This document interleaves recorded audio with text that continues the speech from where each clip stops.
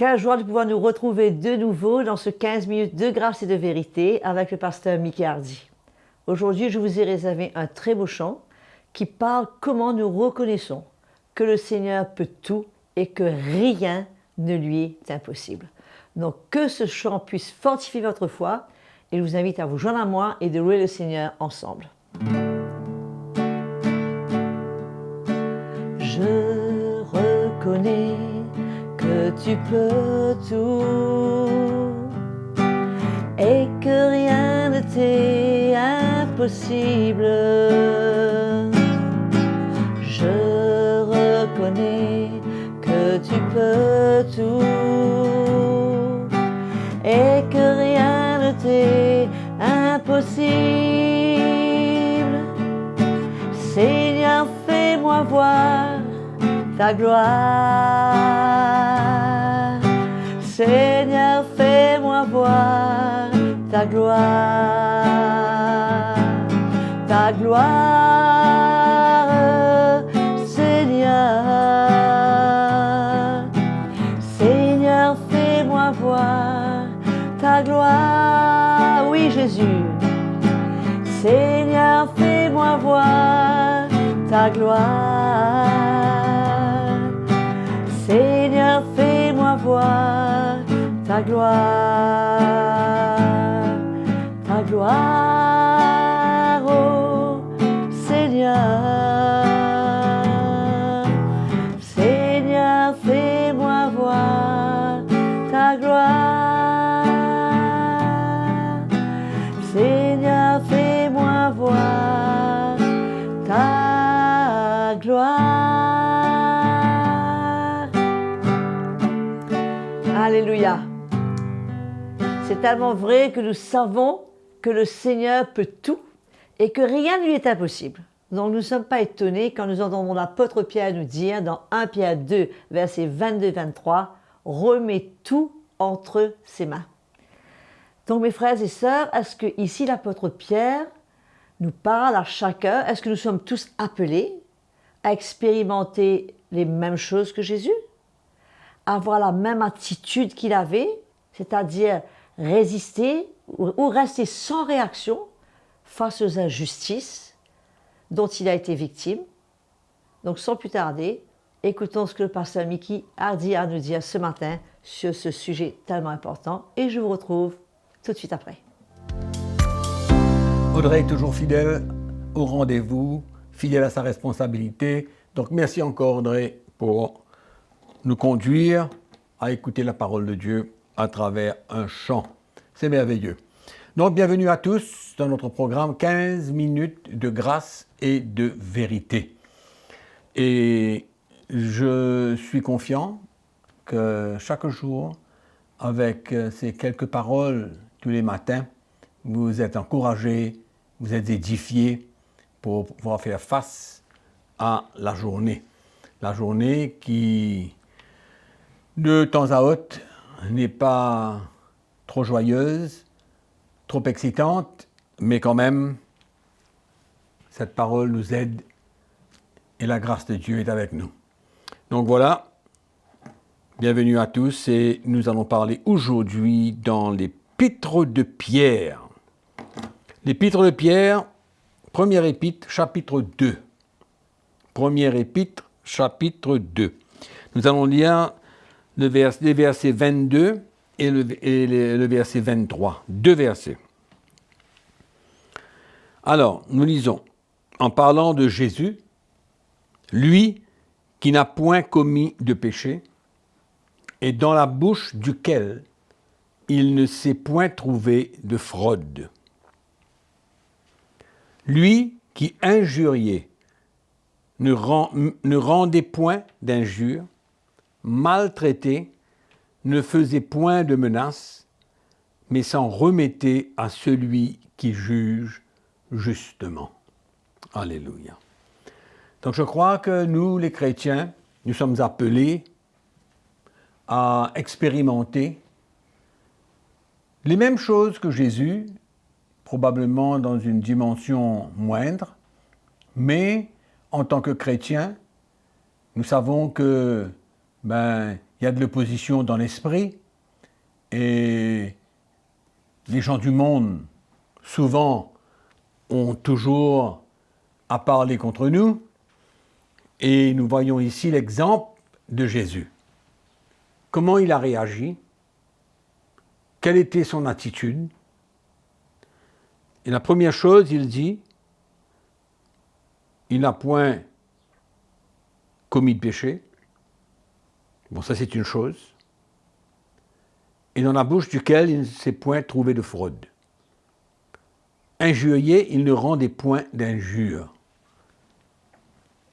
Donc il a toujours été sans parole vis-à-vis des injures, des fausses accusations contre lui.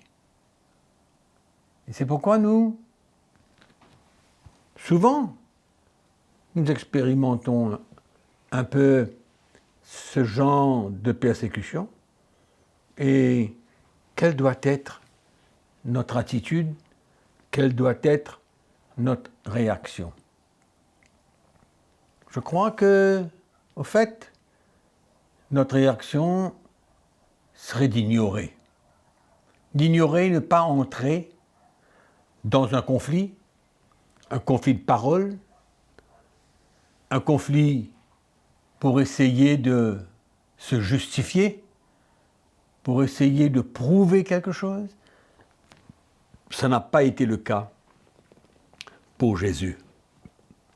Et nous aussi, nous sommes appelés à faire pareil. Mais souvent, la chair veut prendre le dessus, on n'est pas satisfait de ce qui est pointé contre nous, que ce soit une injure, une accusation ou quoi que ce soit, et on a cette réaction charnelle qui remonte à la surface et qui est là pour nous emmener à réagir. Mais Pierre dit, Jésus, injurié, ne rendait point d'injure, maltraité, ne faisait point de menaces. Donc il semblerait qu'il était sans réaction, sans parole, et qu'il considérait que ces choses étaient normales, parce que c'était comme un combat spirituel. C'était dans le spirituel. Et nous avons besoin de voir la même chose dans notre vie de tous les jours, parce que nous sommes souvent attaqués, souvent injuriés, souvent menacés, souvent accusés, mais nous avons besoin de comprendre que ce sont des réactions contre nous, des réactions spirituelles. Et nous avons besoin de réagir spirituellement, comme Jésus a fait. Mais quelle était la chose qu'il a faite? Et c'est ça le point aujourd'hui. Non seulement il s'est tu, il n'a pas fait des menaces, il n'a pas essayé de se justifier, mais la chose qu'il a faite est très importante pour nous de comprendre. Il dit, il s'en remettait à celui qui juge justement. Donc Jésus s'en remettait à son Père. C'est là la clé, mes frères et sœurs. Souvent, au lieu de remettre toutes ces situations à notre Père, nous agissons dans la chair. Jésus avait le secret. Le secret, c'était de dire, voilà, ces choses-là sont normales, il m'injure, il me menace, il m'accuse, mais moi, je ne réagis pas de cette manière, mais je remets toutes choses au Père. Que sa grâce puisse se manifester dans ma vie et dans vos vies. Et au fait,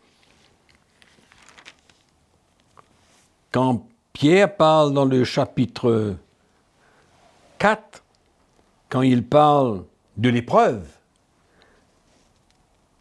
comme quoi qu'un chrétien est appelé à souffrir et de se réjouir. Et le verset 12, à la fin, le dernier verset, à la fin complètement, le verset 19, il dit ainsi que ceux qui souffrent selon la volonté de Dieu remettent leur âme au fidèle Créateur. Amen. Donc c'est la deuxième fois que l'apôtre Pierre nous conseille, nous encourage, qu'au travers, que ce soit des situations, des épreuves, ou comme nous avons mentionné un peu spécifiquement, des injures, des menaces, etc., on reste tranquille, on n'essaye pas de réagir, ni de se justifier, mais on reste tranquille. On reste tranquille, on ferme notre bouche, on meurt un petit peu à nous-mêmes, on laisse le Seigneur briser cet orgueil qui est en nous, qui n'aime pas être humilié par les gens, mais la solution, la clé, Jésus nous l'a donnée. On remet ce qu'il a fait, il a remis à celui qui juge justement toutes choses. Et il garde la paix. Il garde son cœur dans le calme. Il sait que ce sont des choses normales. C'est pourquoi le chrétien des derniers temps, il aura besoin de s'afficher. Il aura besoin de parler de Jésus. Il aura besoin de faire face à ceux qui n'aiment pas l'Évangile, qui n'aiment pas entendre l'Évangile, qui sont religieux. Donc ce sont des expériences que nous aurons à faire face de plus en plus. Et la clé, la solution, Jésus nous la donne. Amen. Et c'est mon encouragement pour vous, qu'au milieu de tout cela, attendons-nous à ce que les gens agissent pareillement envers nous et restons dans le calme, restons tranquilles, fermons notre bouche, humilions-nous et remettons toutes choses au fidèle Créateur. Et ici, Pierre dit, remettons toutes choses à celui qui juge justement. Amen. Donc, n'essayons pas, nous, de combattre avec nos adversaires. Laissons le Seigneur, le juste juge, prendre sa responsabilité envers tous ceux qui sont contre le peuple de Dieu, contre nous. Et nous allons expérimenter ça souvent, même dans notre travail. Où les gens qui ne connaissent pas Christ, peut-être sont jaloux, peut-être ils ont des choses sur le cœur contre nous. On fera face à des injures et des menaces, etc. Mais c'est pas grave, on reste tranquille et on remet tout à notre Dieu et on lui fait confiance et on reste dans la paix et on reste dans le calme. Et nous verrons l'Éternel agir en notre faveur. Amen. Voilà mon encouragement pour vous aujourd'hui.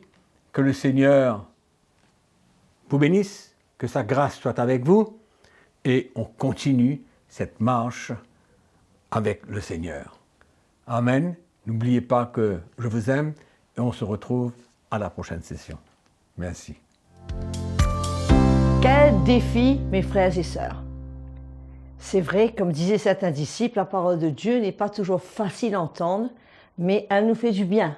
C'est sûr que ce n'est pas évident de ne jamais nous justifier, de ne pas essayer d'avoir raison, de ne pas essayer de prouver quoi que ce soit, mais c'est le chemin sur lequel le Seigneur nous invite à marcher et surtout que nous puissions ne pas céder à notre chair dans ces moments qui veut prendre le dessus. Mais prendre notre croix, laisser le Seigneur faire une œuvre dans notre cœur parce que nous avons vraiment besoin de ça si nous voulons marcher comme Jésus a marché et avoir cette merveilleuse attitude qu'il a eue. Donc je vous invite, avant de vous quitter, de cliquez sur cette petite cloche afin d'activer les notifications. Surtout ne pas oublier de soutenir la chaîne en souscrivant sur cette chaîne et aussi, bien sûr, de partager à un maximum de gens qui ont besoin d'entendre l'Évangile. Et cela va faire vraiment plaisir au cœur du Seigneur de nous voir engagés à répandre son Évangile. Que le Seigneur vous bénisse, passez une merveilleuse semaine, continuez à servir Jésus de tout votre cœur et surtout, parlez de lui à ceux qui ne le connaissent pas.